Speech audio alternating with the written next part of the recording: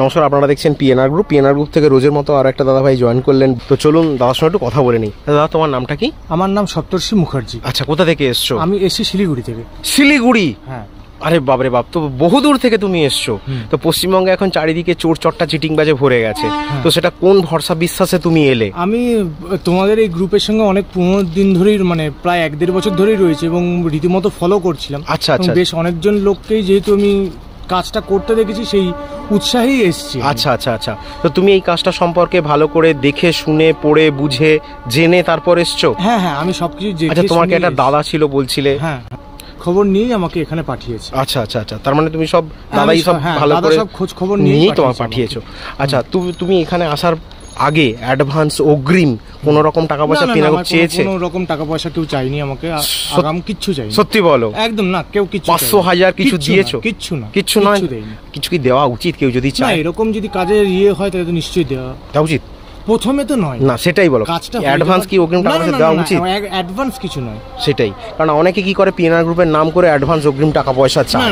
টাকা পয়সা কাউকে দেওয়া উচিত নয়। তো দাদা, তুমি এখানে জয়েন যে করলে সেটা কি করে বুঝলে? হাতে কি কি পেয়েছো? আমি হাতে পেয়েছি, আমি আমার গেঞ্জি পেয়েছি, দেখাও রিবনটা, ড্রেস। আর কি পেয়েছো? আর প্যাড পেয়েছি, একটা ডায়েরি পেয়েছো, একটা পেন পেয়েছো, আর কি পেয়েছো?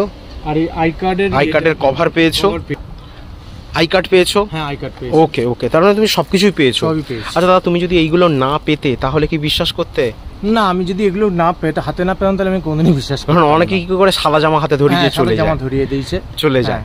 তো সেই জায়গায় আমি একটা কথাই বলবো, পেমেন্ট করতে হয়। তো যে পেমেন্টটা তুমি করছো সেটা কি স্বইচ্ছায়, সজ্ঞানে, ভালোবেসে করছো, নাকি আমরা জোর করে তোমরা একদমই জোর করে? তোমরা যেহেতু কাজের একটা করে দিয়েছো, সেটা আমি সজ্ঞানে স্বইচ্ছাতেই দিচ্ছি। নাকি মানে এখানে দাদা দেখো, যদি কাজ খারাপ লাগে এখনো তুমি এখান থেকে বাড়ি চলে যেতে পারো, কোনো অসুবিধা নেই। আমাদের তো জোর জারের কোনো ব্যাপার তো নেই। এরকম কোনো ব্যাপার নেই। ঠিক আছে, তো ওকে, তুমি তাহলে ভালোভাবে মন দিয়ে কাজ করো, কাজ ছেড়ে যেও না। যদি নিজের ইচ্ছায়, ব্যক্তিগত কারণে যদি কাজ ছেড়ে পালিয়ে যাও, যে ধুস ভাল লাগছে না, তাহলে কিন্তু তার দায় কেউ নেবে না। ঠিক আছে? বা কোনো রকম রিফান্ডও হবে না। কিন্তু তোমার যদি কাজ চলে যায়, তাহলে পিএনআর গ্রুপ সবসময় তোমার পাশে থাকবে। ঠিক আছে?